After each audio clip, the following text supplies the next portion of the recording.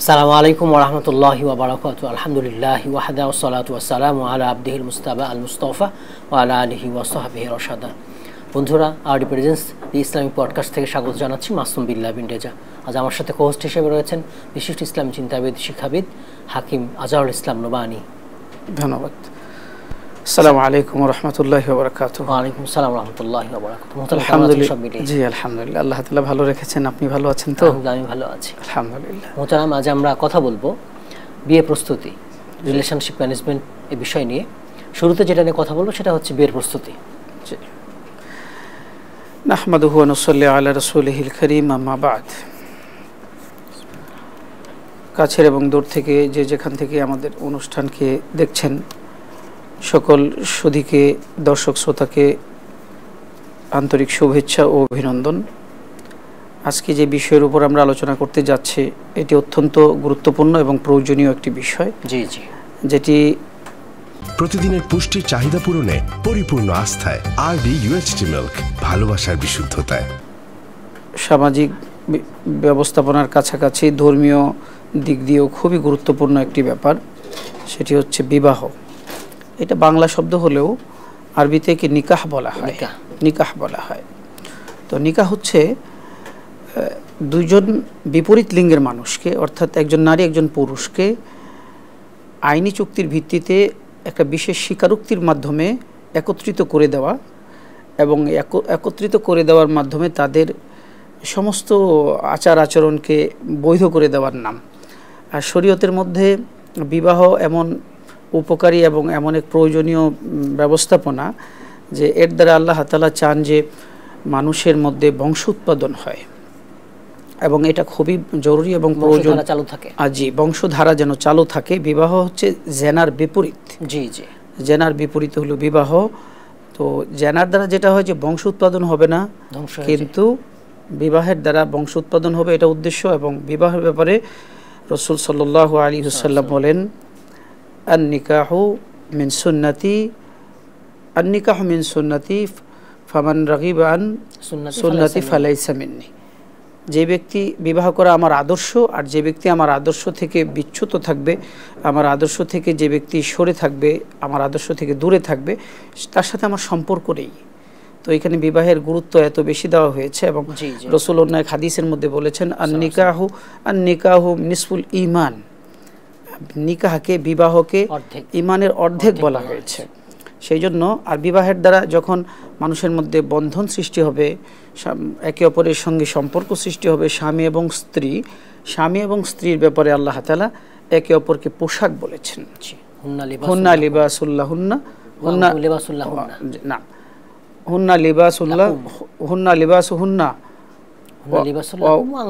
ওয়া আনতুম লিবাসুল্লাহুন্না। তো বলছেন যে তোমরা একে অপরের পোশাক। পোশাকের উদ্দেশ্য হচ্ছে যে পোশাকের দ্বারা যেমন মানুষের শরীরের বিভিন্ন রকমের দোষ ত্রুটি এবং বিভিন্ন শরীরের যেরকম নানা রকমের কমি থাকে, এগুলি যেমন পোশাক ঢেকে রাখে, এইরকমভাবে স্বামী স্ত্রী একে অপরের জন্য পোশাক। বলছে তারা তোমাদের পোশাক এবং তোমরা তাদের পোশাক। তারা তোমাদের পোশাক এবং তোমরা তাদের পোশাক। তো এই জন্য স্বামী স্ত্রী যদি বিবাহ বন্ধনে আবদ্ধ হয়, পোশাক কিভাবে হয়ে থাকে তারা? পোশাক তো এভাবে হয়ে থাকে যে পোশাক যেমনিভাবে বিবাহের দ্বারা সে গুনাহ থেকে নিজেকে মুক্ত রাখতে পারলো, গুনাহ থেকে, জেনা থেকে, তারপরে ব্যভিচার থেকে, বিভিন্ন রকমের অন্যায় অপরাধ থেকে নিজেকে মুক্ত রাখতে পারলো, এবং হচ্ছে যে সে পুত পবিত্র থাকলো। রাসূল সাল্লাল্লাহু আলাইহি সাল্লামের সুন্নাতের উপর তার আমল হলো। সমস্ত নবীরা 4টা সুন্নতের উপরে আমল ছিল। সমস্ত নবীরা লজ্জাশীল ছিলেন, তারপরে নবীরা সুগন্ধি ব্যবহার করতেন, মেসওয়াক ব্যবহার করতেন, এবং সমস্ত নবীরা বিয়ে করেছেন। তো সেই জন্য এই বিবাহের জন্য আমাদেরকে যেটা করতে হবে, বিবাহের কিছু প্রস্তুতি রয়ে গেছে। অবশ্যই। তো বিবাহের প্রস্তুতি হিসেবে আমাদেরকে, কোনো কাজে প্রস্তুতি ছাড়া ভালো হয় না, কোনো জিনিস প্রস্তুতি ছাড়া ভালো হয় না, পারফেক্ট হয় না। যখন যেই জিনিসের জন্য আমরা প্রস্তুত থাকব, ওই জিনিস বেশি সুন্দর হবে। যেমনিভাবে আমাকে সর্বপ্রথম বিবাহের জন্য মুত্তাকি হতে হবে, মুত্তাকি পরহেজগার হতে হবে। বিবাহের জন্য আমাকে তাকওয়া, তাওয়াক্কুল এবং আল্লাহ ভীরু, আল্লাহ ভীতি আমাদের মধ্যে সৃষ্টি করতে হবে, গুনাহ থেকে নিজেকে ফিরিয়ে রাখতে হবে। আমি যত বেশি নিজেকে মুত্তাকি এবং পরহেজগার রাখবো, আমার জন্য আল্লাহ তাআলা এমন মুত্তাকি পরহেজগার একজন জীবন সঙ্গিনী আল্লাহ তাআলা আমাকে দান করবেন। জি জি। যেমনিভাবে এটা আল্লাহ তাআলার একটা সাধারণ নিয়ম যে ভালো ব্যক্তির সঙ্গে আল্লাহ তাআলা ভালো ব্যক্তির বিবাহ সম্পন্ন করে দেন, আবার মন্দ ব্যক্তির সঙ্গে মন্দ ব্যক্তির বিবাহ সম্পন্ন হয়। কিন্তু আমি যদি চাই যে আমার সঙ্গে ভালো একজন নেককার পরহেজগার বিবি হোক, সঙ্গিনী হোক, বা একজন মেয়ের জন্য যে ভালো একজন সঙ্গী হোক, জীবন সঙ্গী হোক, এটা নারী পুরুষ সকলের জন্যই, যে আমাকে একজন জীবন সঙ্গী এবং জীবন সঙ্গিনীর জন্য আমাকে সর্বপ্রথম যেটা প্রস্তুতি সেটা হচ্ছে আমাকে মুত্তাকি হতে হবে। তারপর মুত্তাকি হওয়ার পাশাপাশি যেমন ধরুন মাঝে মধ্যে কখনো ব্যতিক্রম এবং বিচ্ছিন্ন ঘটনা হয়ে থাকে, যেমনিভাবে ইব্রাহিম আলাইহিস সালাতু ওয়াস সালাম একটা ব্যতিক্রম পরিবেশের মধ্যে ছিলেন, যেমনিভাবে ফেরাউনের ঘরে ছিল আসিয়া, যেমনিভাবে নূহ আলাইহিস সালাম এবং লূত আলাইহিস সালাতু ওয়াস সালামের ওয়াইফ ছিল ভিন্ন ছিল, আবার ফেরাউনের মতো একজন খারাপ মানুষ তার ঘরে একজন পবিত্র এবং পরহেজগার রমণী, এটা ব্যতিক্রম কখনো হয়ে থাকে, মাঝে মধ্যে হয়ে থাকে, কিন্তু বেশিরভাগ সময় হলো আল্লাহ তাআলা পবিত্র ব্যক্তির জন্য, পরীক্ষা হইতে পারে আল্লাহ তাআলার বিশেষ কারণ হতে পারে, আল্লাহ তাআলা পবিত্র ব্যক্তিদের জন্য পবিত্র নারী আল্লাহ তাআলা। তো এই বিবাহের জন্য যেটা করতে হবে, এবং আমাদেরকে সাধারণভাবে দোয়া করতে হবে আল্লাহ তাআলার কাছে, আল্লাহ তাআলার কাছে দোয়া করতে হবে, রব্বানা হাবলানা মিন আজওয়াজিনা ওয়া যুররিয়াতিনা কুররাতা আয়ুন ওয়াজআলনা লিল মুত্তাকিনা ইমামা। হে আল্লাহ, আপনি আমাদেরকে এমন স্ত্রী এবং সন্তান দান করেন যারা আমাদের চক্ষু শীতল করে দিবে এবং আমাদের জন্য প্রশান্তিদায়ক হবে এবং তারা মুত্তাকিনদের ইমাম হবে। জি জি। তো এরকম আমাদের দোয়াও করতে হবে, আর সেই সাথে বিবাহের প্রস্তুতি হিসাবে নিজের সুস্থতার দিকে লক্ষ্য রাখা, এমনিভাবে হচ্ছে যে নিজের আর্থিক স্বাবলম্বী, যেটা দুইটা পুরুষের জন্য শারীরিক সক্ষমতা এবং হলো আর্থিক সক্ষমতা থাকতে হবে, আর মহিলাদের জন্য নারীদের জন্য হলো তার গৃহস্থালী কাজ।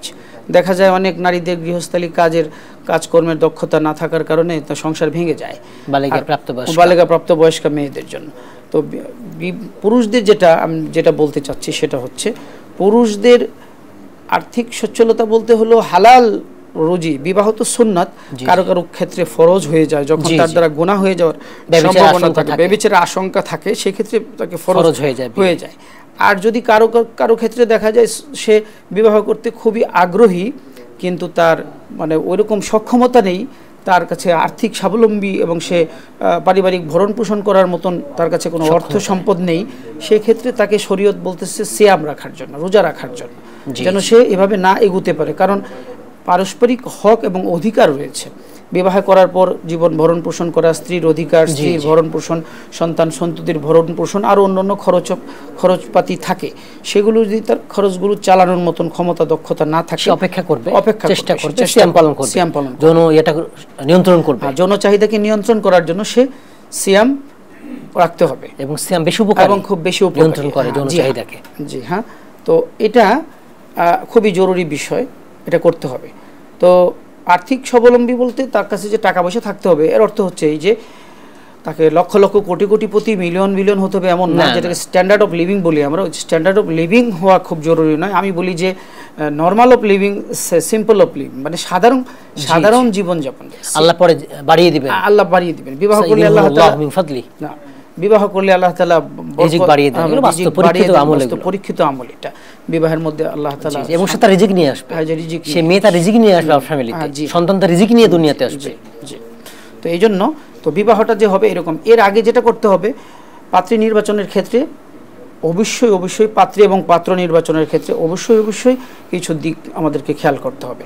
বিশেষ করে পাত্রী নির্বাচনের ক্ষেত্রে আমরা হাদিসেও আসছে এটা যে মানুষ এই কয়টা দিকের উপরে, চারটা দিকের উপরে লক্ষ্য করে মানুষ বিয়ে করে। যেমন মানুষ বংশের দিকে লক্ষ্য রাখে, মানুষ উচ্চ বংশতা, তারপরে সৌন্দর্যের দিকে লক্ষ্য করে, টাকা পয়সা অর্থ মাল দিকে লক্ষ্য করে। কিন্তু রাসূল বলছেন যে তোমরা দিনদারির উপরে দৃষ্টি করে তোমরা বিয়ে করো, দিনদারির উপর লক্ষ্য করে আমাদেরকে করতে হবে অবশ্যই। এবং রাসূল সাল্লাল্লাহু আলাইহি ওয়াসাল্লাম ফাসফার বিজাতিদ দ্বীন, তো এই জন্য বলছেন যে দ্বীনের উপরে প্রাধান্যতা দেওয়ার জন্য বলছেন। তো এই জন্য দিন হলো দিনদারিতার জন্য আমাদেরকে যেটা করতে হবে সেটা হলো একটা মেয়েকে নির্বাচন শুধু তার মানে বোরকা হিজাব নিকাব এর উপরেই নয়, তার ফেসবুক স্ট্যাটাস, তার হলো বায়োডাটা, এগুলো দেখে আমরা লাফায় পড়বো না, বরং আমাদেরকে অপেক্ষা করতে হবে, তাড়াহুড়া করা যাবে না, খুব ধৈর্যের সাথে অরিজিনাল আসলে পায়াস কিনা, অরিজিনাল ধর্মভীরু কিনা, আল্লাহ ভীরু কিনা। প্রায়োরিটি দিব দিনদারিতাকে, কিন্তু এর আগে আমাদেরকে যেটা করতে হবে সেটা হচ্ছে যে এর ভেতরেও তার সঙ্গে আমার আরো অন্যান্য বিষয়াদি সামঞ্জস্য আছে কিনা এটা আমাকে জি জি খেয়াল করতে হবে। বিশেষ করে হচ্ছে যে কুফু অবশ্যই এটা ক্লিয়ার করে দেন। হ্যাঁ ক্লিয়ার, হ্যাঁ কুফু এটা আরবি শব্দ। কুফু হচ্ছে সমতা, সাদৃশ্য এবং সমকক্ষতা, এটাকে বলা হয় আর জি জি। বিশেষ করে হলো যার সঙ্গে বিয়ে হবে, স্বামী এবং স্ত্রী এবং বর এবং কনে, এদের বৈবাহিক দিক থেকে এদের মধ্যে বংশ, যোগ্যতা, এই সমস্ত শিক্ষাগত যোগ্যতা হতে পারে, পারিবারিক সামাজিক অবস্থান হতে পারে, আর্থিক অবস্থান হতে পারে, এইগুলোর মধ্যে তার সাদৃশ্য থাকতে হবে, সমঝোতা থাকতে হবে, মিলঝুল, না হলে সমস্যা হবে সংসারে। তা না হলে সংসারে অনেক সমস্যা হবে। যেমন ধরুন কুফুর কারণে অনেক সময় ডিভোর্স হয়ে যায়, ডিভোর্স হয়ে যায়, এটা খুবই জরুরি জিনিস। তারপর হচ্ছে যেটা সেটা হচ্ছে যে সে যে বিয়ে করবে তার জন্য বিয়ে করার মতো মোহর তার আছে কিনা। তো রাসূল সাল্লাল্লাহু আলাইহি সাল্লাম বলছেন যে বিয়েকে এত সহজ করে দাও যেন জানা কঠিন হয়ে যায়। জি জি। কিন্তু আজকে আমরা বিয়েকে এত কঠিন করে দিয়েছি জানা সহজ হয়ে গেছে। জি। বিয়ের জন্য এত কোটি কোটি কোটি কোটি টাকা লাগবে, এত অনুষ্ঠান লাগবে, উলিমার জন্য এই লাগবে, আবার মেয়েদের জন্য যৌতুক লাগবে, নানা কিছু লাগবে। এই জন্য বিবাহ অনেক কঠিন হয়ে গেছে, যার কারণে বিবাহ কঠিন হয়ে যাওয়ার কারণে মানুষ অল্প সামান্য পয়সা দিয়ে জেনা করে ফেলছে, কিন্তু এটা করছে না যে অল্প টাকা দিয়ে কিভাবে আমরা কাবিরা গুনাহ মানে বিবাহ করে ফেলতে পারি। কিন্তু বিবাহকে কঠিন করে দেওয়ার কারণে জেনা, ব্যভিচার, ইফটিজিং, দর্শন, এই সমস্ত খারাপ কাজগুলো বেড়ে গেছে, ব্যাপক হারে বেড়ে গেছে। এই যে আজকে আমাদের সমাজে এই সমস্ত বিষয়াদিগুলো আমরা দেখতে পাই, এগুলো বিবাহ দেরি হওয়ার কারণে এবং উপযুক্ত সময়ে বিবাহ সুসম্পন্ন না করার কারণে আমাদের এই অবস্থাগুলো আমরা এখন দেখতে পাচ্ছি। মোহতারাম, তো মোহরটা যেটা হবে সেটা হলো স্বামীর সাধ্যের উপরে নির্ভর করে। মোহর ফরজ, সাধারণত আমরা যেটা জানি আর কি, মোহর ফরজ এবং সেটা সাধ্য পড়ে। মোহরে ফাতিমি আছে, রাসূল সাল্লাল্লাহু আলাইহি সাল্লামের মেয়ে ফাতিমা রাদিয়াল্লাহু তাআলা আনহাকে বিয়ের সময় আলী রাদিয়াল্লাহু তাআলার 12 আউকিয়া উনি মোহর দিয়েছিলেন। এটাও কম নয় যে 5 আউকিয়ার মতো হলে তখনকার সময় জাকাত ফরজ হতো, দিয়েছিলেন, সাধ্যের মতো দিয়েছিলেন। কিন্তু আমরা আমাদের বিয়ের মোহর কত দিব এটার কোনো সুনির্দিষ্ট কোনো সংখ্যা নির্ধারণ পরিমাণ সর্বোচ্চ তো নাই, সর্বনিম্নটাই সর্বনিম্নটা, সর্বোচ্চ ইচ্ছা সে দিতে পারবে তার সামর্থ্য অনুযায়ী। জি। তো মোহরানা এমন নয় যে আমি বাকিতে অনেক বেশি মোহরানা হয়ে গেল, এবং কিয়ামতের আলামত সমূহের মধ্যে এটাও একটা আলামত যে মোহর অনেক ধরা হবে কিন্তু দেওয়া হবে অনেক কম। মোহর ধরা হবে অনেক বেশি কিন্তু দেওয়া হবে অনেক কম। সেই জন্য মোহরটা এই পরিমাণ করা দরকার যে পরিমাণ হলে পরে মোহর আদায় করা সহজ হবে এবং সে এই পরিমাণ দেবে। হ্যাঁ, কিছু বাকি থাকতে পারে, কিন্তু বাকি থাকলে এটাকে সেই লম্বা সময় পর্যন্ত মোহর বাকি হবে এটা ঠিক নয়। বরং এটা তো আসছে যে ব্যক্তি মোহরকে বাকি রাখলেও আদায় করার ইচ্ছা পোষণ করলো না, সে ফাহুয়া জানি, বলছে যে সে জেনাকার। হ্যাঁ, এই জন্য মোহর বাকি থাকতে পারে কিছু, সেটা সময় সাপেক্ষে এবং দেওয়ার মন মানসিকতা থাকতে হবে। ধন্যবাদ। ফরজ বিধান এটা, এবং দেওয়ার মতো মন মানসিকতা তাকে থাকতে হবে। আবার বিয়ের রাতে ক্ষমা চাওয়ার দরকার, বিয়ের রাতে ক্ষমা চাওয়ার কোনো প্রশ্নই নাই যে বিয়ের রাতে ক্ষমা চেয়ে নেবে, তাকে মূলত বাধ্য করা হয়। মোহর দেওয়ার পর ক্ষমা চাইলে সে বউ বেচারা কি করবে? ক্ষমা করে দেয়। সে মন থেকে ক্ষমা করে, মন থেকে ক্ষমা করে না, এটা তার হক, তাকে দিতে হবে। আবার ডিভোর্সের সময় ঠিকই সব উসুল করবে, আবার ডিভোর্সের সময় ঠিকই আবার ওইটাকে সে খুবই ভালোভাবে চাইবে, ওটার খুবই সে দাবি উত্থাপন করে বিভিন্ন জায়গায়। কিন্তু মোহর এটাকে আদায় করা খুবই জরুরি, তাকে দিতে হবে। পারলে ভালো নগদ, না হলে কিছু নগদ কিছু বাকি দিতে হবে, এবং সময়টা বলে দিতে হবে যে আমি তোমাকে এতদিনের মধ্যে দিব বা এই কিস্তিতে দিব। তো এই বিষয়টা আরেকটা বিষয়, সেটা হচ্ছে খুবই গুরুত্বপূর্ণ, সেটা হচ্ছে যে মোহর আদায়ের পাশাপাশি, মোহর দেওয়ার মতো সক্ষমতার পাশাপাশি যৌতুক না নেওয়ার এক মানসিকতা। জি জি। এবং শ্বশুরবাড়ি থেকে কোনো কিছু সে কখনো কামনা বাসনা করবে না, এবং যৌতুক নেওয়ার কোনো বাসনা করবে না, এবং বরযাত্রী খাওয়ানোর কোনো রকমের প্রস্তাব পেশ করবে, চাপ দিবে না, সুন্নাতের একদম সম্পূর্ণ পরিপন্থী। বিবাহ শাদীর মধ্যে যে খাওয়া দাওয়া হয়, আনন্দ উৎসব, যেটা শরীয়ত সমর্থিত আনন্দ উৎসব, যে মহিলাকে একটু হলুদ পরাবে, মেহেদি পরাবে, এবং মহিলাদের পরিবেশে মহিলা মহলে গান হবে, পর্দা ঠিক রেখে মহিলারা গান গাইবে বৈধভাবে, এবং হলো মহিলাকে একটু সে রাঙিয়ে দিবে। কিন্তু পুরুষের জন্য ওইভাবে পুরুষ মহলে গান করা বা অবাধে মেলামেশা করা, তারপরে এখানে হলুদ সন্ধ্যা করার নামে, তারপরে হচ্ছে মহিলারা এসে পুরুষকে হলুদ লাগিয়ে দেয়, সম্পূর্ণ হারামে, গায়রে মাহরাম, একদম গায়রে মাহরামে এরা এসে পুরুষকে স্পর্শ করে দিচ্ছে। মহিলাদের ব্যাপারেও মহিলারাই তাদেরকে হলুদ পরাবে, কিন্তু সেটাও মানে সীমার দিকে লক্ষ্য রেখে করতে হবে, সীমারেখা আছে। মহিলা সব জায়গায় তাকাতে পারবে, স্পর্শ করতে পারবে, পুরুষও পারবে না, পুরুষ নিজে নিজে একটু নিতে পারে। জি, এটা হতে, তো এটা ওইভাবে করতে হবে।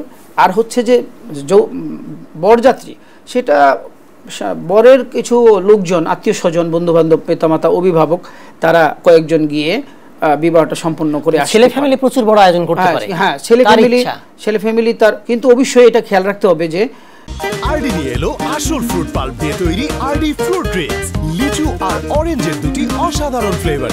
এটা বাসরের আগে কোনো অলিমা হবে না, এটা কিন্তু শরীয়তের আরেকটি নিঘুর একটা, কিন্তু বাসরের পর হবে অলিমা। অলিমা যেটা সুন্নাত, এটা ছেলে করবে, যত বেশি পারে করবে। আগে তো নিয়ে চলে আসছে স্বামীর বাড়িতে, বাসরের পর সেটা সুন্নাহ হলে একদিন পরেই করা, বাকি একদিন পরে হলেও কোনো অসুবিধা নেই, বাকি একদিন পরে যেটা সেটাই সুন্নাহ। যে বাসরের পরের দিন হচ্ছে অলিমা। কিন্তু অলিমার সময় বিশাল মানে অনুষ্ঠান যদি সে করে সামাজিকতার কারণে, কিন্তু ধর্মীয় দৃষ্টিকোণ থেকে যেন নাজায়েজ না হয়ে যায়, নারী পুরুষের মিক্সিং না হয়, সেদিকে খুব আলাদা আলাদা ব্যবস্থা করতে হবে।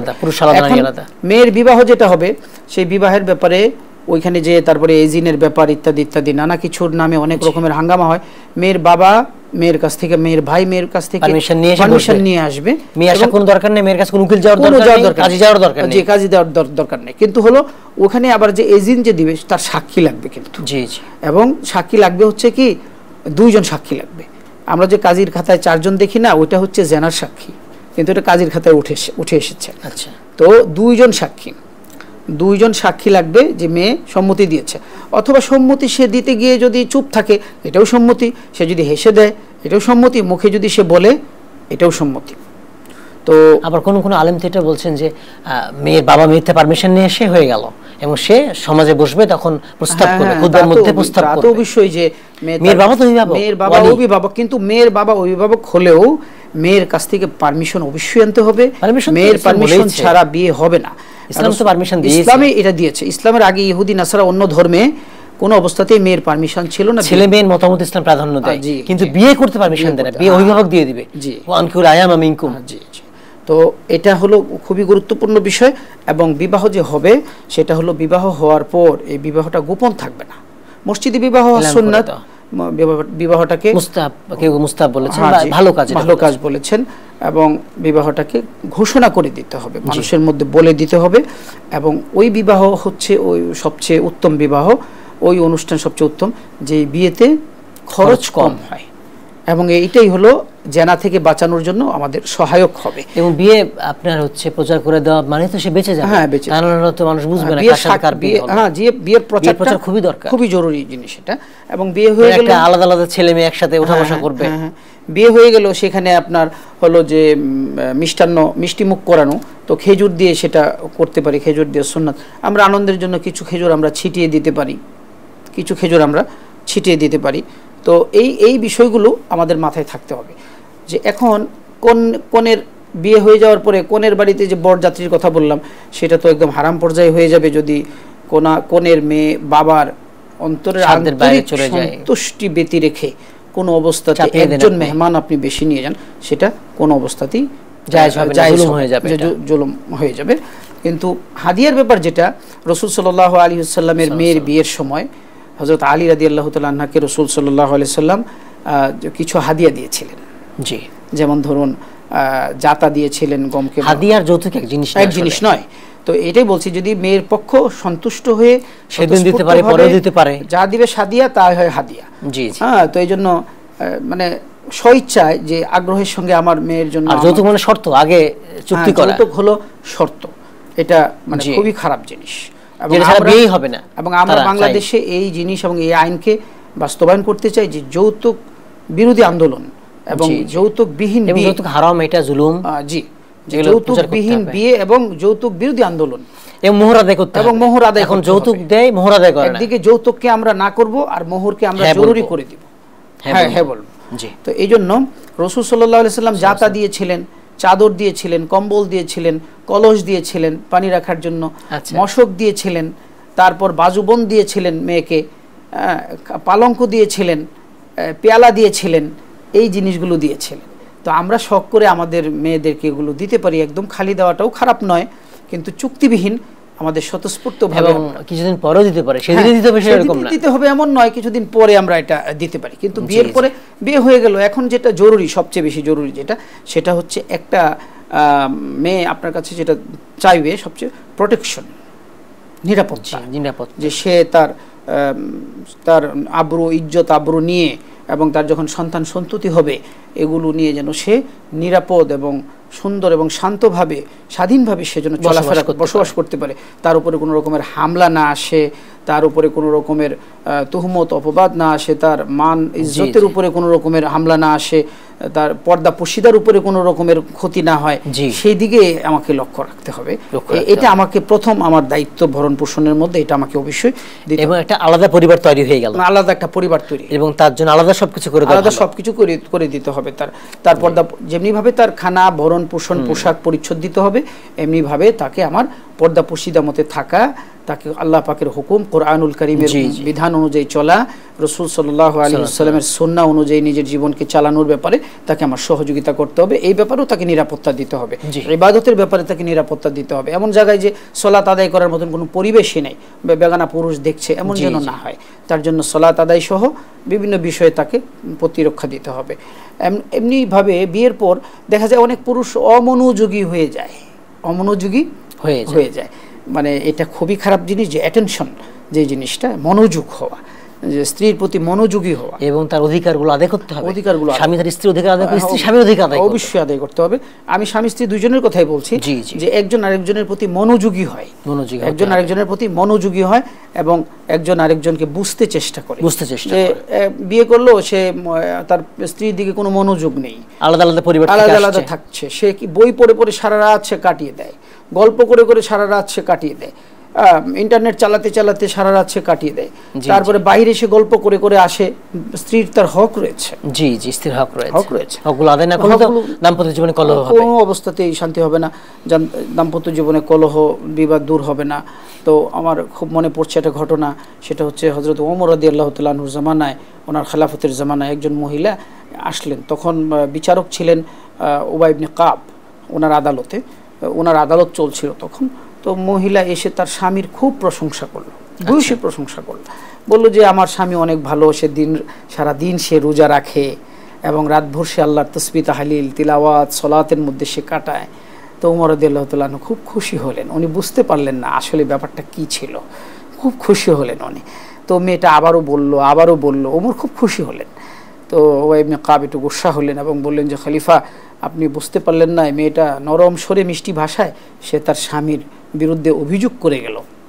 ওমর বলছে ঘটনা কি? বলে এরকম যদি হয় তো এই স্বামীটা স্ত্রীকে সময় কখন দেয়, তার হক আদায় করে, কখন তার হক আদায় করে। তখন ওই স্ত্রীকে বলে তার স্বামীকে ডাকালেন, এবং স্বামীকে বললেন যে তুমি কমপক্ষে 3 দিন পর তোমার স্ত্রীকে সময় দেবে, তুমি ইবাদত করো, রোজা রাখো, সালাত আদায় করো, কিন্তু 3 দিন পর তুমি তোমার স্ত্রীকে হক আদায় করবে। তো মোহতারাম উবাই ইবনে কাব রাদিয়াল্লাহু তাআলা জিজ্ঞেস করলেন যে আপনি কিসের উপরে 3 দিন পর তাকে এই মানে অবকাশ দিলেন, এবং 3 দিন কেন বললেন? উনি বললেন যে শরীয়তে 4টা বিয়ের কথা বলা আছে, সে যদি 4টা বিয়ে করতো, 3 দিন সে 3 বিবির সঙ্গে থাকার পরে, 3 স্ত্রীর সঙ্গে থাকার পরে 4র্থ দিন সে তার সঙ্গে আসতো, পিছনে আবার ফিরে আসতো। তো মনে করতে হবে সে 3 দিন অন্য 3 বিবির সঙ্গে, অন্য 3 স্ত্রীর সঙ্গে সে ছিল, 4র্থবারে তার পালা, তার বাড়ি, সেখানে সে আসছে। তো এই জিনিসটা আমাদের খুব জরুরি, সময় দিতে হবে। আবার এটা উঠানামা করে, বিয়ের শুরুর দিকে একরকম, বিয়ের পরে আরেক রকম। এই জন্য মোহতারাম যেটা বলছি সেটা হচ্ছে যে আমাদের মধ্যে, আমাদের দাম্পত্য জীবনের মধ্যে যে জিনিসটা সবচেয়ে বেশি কাজ করে, এটা জোয়ার ভাটার মতো হয়। বিবাহ তো একটা সাংঘাতিক গুরুত্বপূর্ণ জিনিস, এটা পরীক্ষার মতো। এখানে স্বামী স্ত্রী আমরা যত বেশি একে অপরের প্রতি আন্তরিক হব, একে অপরের প্রতি সহযোগী হব, বুঝবো, একে অপরকে যত বেশি অনুভব করব, একে অপরকে যত বেশি আমরা মানব, একে অপরকে ক্ষমা করব, একে অপরকে ভালোবাসবো, ছাড় দিব, তত বেশি আমাদের সংসার সুখময় হবে এবং সমৃদ্ধিময় হবে, শান্তি হবে।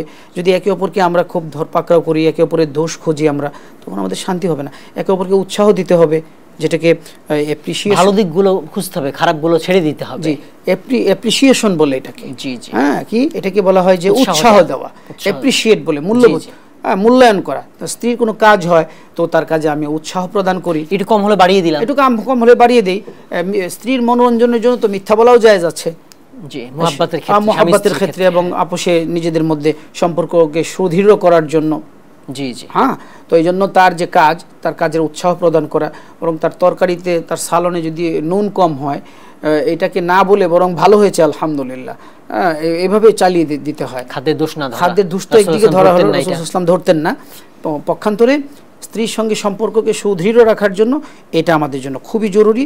আমরা একটা কথা বলি, সেটা হচ্ছে তালাকের তলোয়ার, যেটা সবসময় আমরা মানে লাগিয়ে রাখি, এটা খুবই খারাপ জিনিস। এবং দ্বিতীয় বিবাহের জন্য আমরা হুমকি দিয়ে থাকি যে তুমি আমি বিবাহ 4টা করার জন্য পারমিশন আছে, অবকাশ আছে, আমি 4টা বিয়ে করব, চাপে ভুগবে, সবসময় চাপে থাকবে। হ্যাঁ জি, এটা অবশ্যই করা যাবে না, উচিত নয়, জায়েজ নেই এটা। স্ত্রীর দুষ্খুজি করা যাবে না, তাকে অপমান করা যাবে না, পরিবারের মধ্যে অপমান করা যাবে না, সন্তান সন্ততির সামনে অপমান করা যাবে না, আমার পরিবারের সামনে, তার পিতামাতার সামনে কোনো অবস্থাতেই। আমারও গতকাল একটা টিভির লাইভে এক মহিলা বলছিল স্বামী তাকে সম্মান করে না, গালিগালাজ করে। আমি খুব অবাক হলাম। জি, তো যেটা হচ্ছে যে অপমান, একটা শিশু যদি হুচুট খেয়ে পড়ে যায়, দেখবেন কেউ থাকলে সে কাঁদবে, কেউ দেখে নাই সে কাঁদবে না। এটা কিন্তু একটা সাইকোলজি বিশাল সুন্দর। এই জন্য মানুষের সামনে যদি বললেন তাকে, সে অপমান বোধ কষ্ট পাবে। সংশোধন করার জন্য হলে তাকে একান্তে নীরবে আপনি করতে পারেন। এটা আর ভুল হতো স্বাভাবিক, আর মানুষের তো ভুল হবে। এই জন্য করতে হবে কি, আর একটা বিষয় হচ্ছে অন্যের কারণে যে ঝগড়া করি আমরা, সেটাও খুব খারাপ জিনিস। তো করার উপায় কি, আমাদের কি করতে হবে, সেটা হচ্ছে যে আমাদেরকে সালাম দিয়ে প্রবেশ করা ঘরের মধ্যে, তারপর মুচকি হাসা। রাসূল সাল্লাল্লাহু আলাইহি ওয়াসাল্লাম মুচকি হাসতেন, ভালো কাজের প্রতি সহযোগিতা করতেন। স্ত্রী রান্নাবান্নায় রাসূল নিজেও সহযোগিতা করতেন, আমরা আমাদের স্ত্রীদের সঙ্গে রান্নাবান্নায় সহযোগিতা করতে পারি। তারপরে হচ্ছে রাসূল সাল্লাল্লাহু আলাইহি ওয়াসাল্লামের সুন্নাহ ছিল যে রাসূল স্ত্রীদের সাথে মন কাড়া কথা বলতেন, এবং রাসূল স্ত্রীদের কথা শুনতেন। স্ত্রীদের কথা শুনতে হবে। আমরা শুনি না স্ত্রীদের কথা, এবং তাদের মতামত প্রাধান্য দিই না। ওই যে 11 বিবির গল্প আছে না, সেই গল্প কত লম্বা গল্প, রাসূল সাল্লাল্লাহু আলাইহি ওয়াসাল্লাম ধৈর্য সহকারে সেই গল্পকে শুনেছেন। এবং স্ত্রীর ব্যাপারেও এটাও মূল্যায়ন করা, সম্মান করা। আমি আপনার কথা শুনবো, আপনাকে মূল্যায়ন করছি আমরা। একটা গুরুত্বপূর্ণ বিষয় হচ্ছে, রাসূল তিরমিজি এবং নাসাই হাদিসের মধ্যে আসছে, রাসূল সাল্লাল্লাহু আলাইহি ওয়াসাল্লাম বলেন যে স্বামী যখন স্ত্রীকে ডাকবে, তখন সে যেন তার স্বামীর ডাকে সাড়া দেয়, যদি তার চুলার মধ্যে রুটিও থাকে। জি, রুটি পুড়ে যায়। এবং স্বামীর যে মর্যাদা, স্ত্রীকেও জানতে হবে, বন্ধ করে আসবে, স্ত্রীকেও জানতে হবে। কেমন জানতে হবে?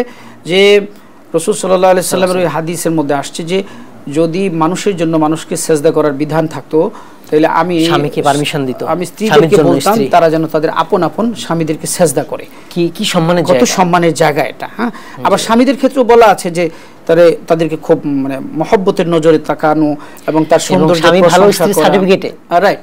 এবং রাসূল সাল্লাল্লাহু আলাইহি ওয়াসাল্লাম বলছেন যে যার স্ত্রী যার স্বামীকে ভালো বলবে সে ভালো, এবং রাসূল বলছেন আমি আমার স্ত্রীদের কাছে ভালো। সুবহানাল্লাহ। এবং স্ত্রী যাকে সার্টিফাইড করবে ভালো বলে সে ভালো, আর স্ত্রী যাকে মন্দ বলবে সে মন্দ, কারণ তার সাথে বেশি সময় ব্যয় করছি। জি, বাড়িতে বেশি সময় ব্যয় করি না আমি। তো তাকে কি করতে হবে? মন কাড়া আচরণ করতে হবে। যেমন বলেছেন আয়েশা রাদিয়াল্লাহু তাআলা আনহা পানি পান করছিলেন, রাসূল বলেন আয়েশা আমার জন্য পানি রেখো। পানির অভাব ছিল না, কিন্তু আয়েশা তুমি আমার জন্য পানি রেখো। তো রাসূলের জন্য ওই গ্লাস থেকে ওই জায়গা থেকে ওই জায়গায় মুখ দিয়ে খাওয়া, ওইখানে রাসূলের কাছে পানি রাখলেন। তো উনি পানির গ্লাসে ধরলেন, ধরে বলে আয়েশা তুমি কোন দিক দিয়ে পানি পান করেছো? তো আয়েশা বলেন আপনি তো পানি চেয়েছিলেন, জায়গা তোর আপনার দরকার নেই। বলে না, তুমি যেই জায়গা থেকে যেই দিক থেকে পানি পান করেছিলে ওই দিকটুকু আমাকে দেখিয়ে দাও। রাসূল ওই জায়গায় মুখ লাগিয়ে খেলেন এবং লালা লেগেছিল ওখানে। সুতরাং পানি তো রাসূলের পানির মধ্যে বরকত থাকে, পয়গম্বরের পানিতে বরকত থাকে, কিন্তু উনি তার স্ত্রীর পানিকে নিজের জন্য টোটালি ভালোবাসা, আনন্দের ভালোবাসার বহিঃপ্রকাশ। পানির অভাব ছিল না, কমই ছিল না, পানির অভাব এবং কমই ছিল না। তো এখানে রাসূল সাল্লাল্লাহু আলাইহি ওয়াসাল্লাম আবার মৃত্যুর সময় ওই যে মেসওয়াক চিবিয়ে দিয়েছিলেন। আবার যেমন ধরেন রাসূলের কাছে আয়েশা রাদিয়াল্লাহু তাআলা আনহার উপস্থিতিতে রাসূলের কাছে তরকারি নিয়ে আসলেন এক বিবি, সুফিয়া সম্ভবত হবেন। তো রাসূল আয়েশা রাদিয়াল্লাহু তাআলা আনহা কি করলেন? ওই বাটি ফেলে দিলেন, ভেঙে গেল। কিন্তু উনি একদিক দিয়ে স্বামী আর একদিক দিয়ে নবী, তারপরে উনি রাগ করেননি, ধমক দেননি। উনি বলছেন যে আয়েশা বাটির দাম কিন্তু মূল্য তোমাকেই দিতে হবে, এবং উনি নিজেই বাটি ভাঙা করাচ্ছিলেন। তো মোহতারাম, এটা ছিল বিষয়, আসল বিষয় যে হযরত স্বামীকে বেশি ছাড় দিতে হবে। স্বামীকে, একটা মেয়ে স্বামীর সংসারে আসছে, সবকিছু ছেড়ে আসছে, সবকিছু, স্বামী পরিচালক, স্বামীকে তো ছাড় দিতেই হবে। জি জি। তো নিজেদের মধ্যে যে স্ত্রীর যে অভিমান হয় এবং রাগ হয়, সেটা তো হবেই, ভাঙিয়ে দিতে হবে, নিজেদের মধ্যে সমঝোতা করতে হবে, এটা সিরতের মধ্যে আছে।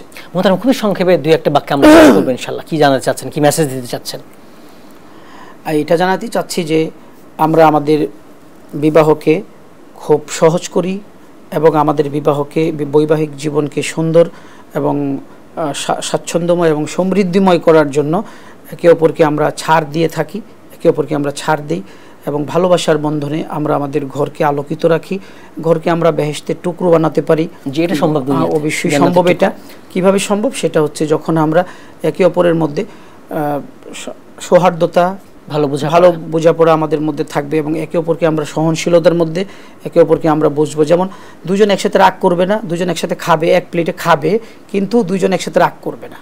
এবং দুই জায়গায় শয়তান ওয়াসওয়াসা ঢালে, এক জায়গায় হচ্ছে যখন নামাজের সলাতের কাতারের মধ্যে ফাঁক থাকে সেখানে, আর যখন স্বামী স্ত্রীর দুইজনের বালিশের মধ্যে যখন ফাঁকা থাকে তখন শয়তান এখানে ওয়াসওয়াসা ঢেলে দেয়। একজন রাগ করলে আরেকজন চুপ থাকবে। এবং ওই নারীর উপরে আল্লাহ তাআলা লানত, যে নারী স্বামীর সঙ্গে রাগ করে সারা রাত সে আলাদা বিছানায় রাত্র কাটালো। এবং ওই দুই ব্যক্তির উপরে আল্লাহ পাকের লানত, এক হচ্ছে মনিব হতে পালায়নরত গোলাম, দ্বিতীয় হচ্ছে স্বামীর অবাধ্য স্ত্রী। মোহতারাম, জাযাকুমুল্লাহ খাইর, অনেক সুন্দর বলেছেন আপনি, আমাদের সময় দিয়েছেন, অনেক ধন্যবাদ আপনাকে। ধন্যবাদ আপনাকেও। আসসালামু আলাইকুম। ওয়ালাইকুম আসসালাম রাহমাতুল্লাহ। বন্ধুরা, আপনারা দেখছিলেন আরডি প্রেজেন্স দি ইসলামিক পডকাস্ট। আজ আমরা কথা বলছিলাম বিয়ে প্রস্তুতি, রিলেশনশিপ ম্যানেজমেন্ট নিয়ে। মোহতারাম অনেকগুলো প্রস্তুতির কথা বলেছেন। আসলে এসব প্রস্তুতি গ্রহণ করতে হবে, প্রস্তুতি ছাড়া কোনো কাজে পারফেক্ট হয় না। এসব প্রস্তুতি আমরা গ্রহণ করব, স্বামী তার অধিকারগুলো আদায় করব, স্ত্রী তার অধিকারগুলো আদায় করব, তাহলেই সংসার সুখের হবে, শান্তির হবে। আর সংসার সুখের হয় স্বামী স্ত্রী উভয়ের গুণে। আমিন। আসসালামু আলাইকুম ওয়া রাহমাতুল্লাহি ওয়া বারাকাতুহু। প্রতিদিনের পুষ্টির চাহিদা পূরণে পরিপূর্ণ আস্থায় RD UHT মিল্ক, ভালোবাসার বিশুদ্ধতায়।